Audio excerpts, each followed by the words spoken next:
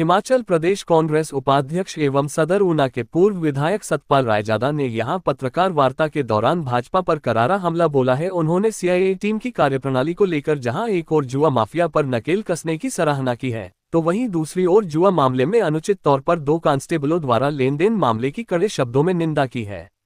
उन्होंने पत्रकारों से कहा कि सीआईए भंग होने का पेपर नेता प्रतिपक्ष जयराम ठाकुर के पास कैसे पहुंच गया, इस मामले की मुख्यमंत्री सुखविंदर सिंह सुक्खू जांच करवाएं।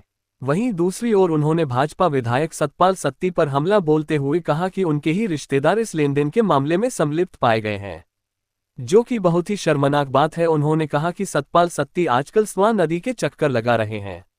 शायद वह अपने भाजपा सरकार के कार्यकाल के दौर में जो खनन किया है उसको देख रहे हैं कि उस दौर में जहां हजारों की संख्या में अवैध खनन से भरे टिप्पर जाते थे, और इतना ही नहीं, भाजपा नेता और उनके पदाधिकारी की करनी और कथनी ऊना की जनता से छिपी नहीं है।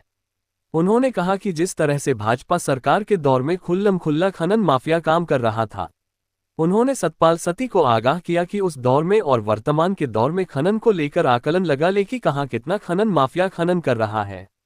उन्होंने सीआईए की टीम में जो 2 कांस्टेबल निलंबित करके लाइन हाजिर किए गए हैं, इस मामले की एसपी के साथ साथ विजिलेंस विभाग से भी उच्चतर स्तर पर जांच करने की मांग की है, ताकि असल बात जनता के सामने आ सके। उन्होंने कहा कि इस सारे लेनदेन का सीसीटीवी फुटेज भी सामने आया है, जहां पर दोनों कांस्टेबल जो कि सीआईए की टीम में शामिल नहीं है और जुआ के मामले में 14 लोगों को पकड़ा गया था, उनसे पहले 60,000 और उसके बाद 1,50,000 रुपये का लेन देन किया गया है और पुलिस कांस्टेबल की गाड़ी में ही नंगल तक सैर सपाटा किया गया है।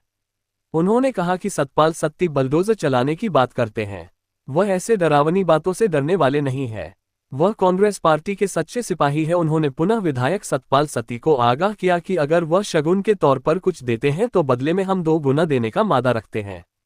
ये बात सतपाल सत्ती ना भूले। उन्होंने कहा कि भाजपा के दौर में देह व्यापार, खनन माफिया सहित अन्य कई मामलों में भाजपा के पदाधिकारी और कार्यकर्ता सलाखों के पीछे हैं। इस बात को भी सतपाल सत्ती ध्यान में रखें, तब जाकर बयानबाजी करें, अन्यथा कांग्रेस पार्टी हर बात का जवाब देने के लिए तैयार है।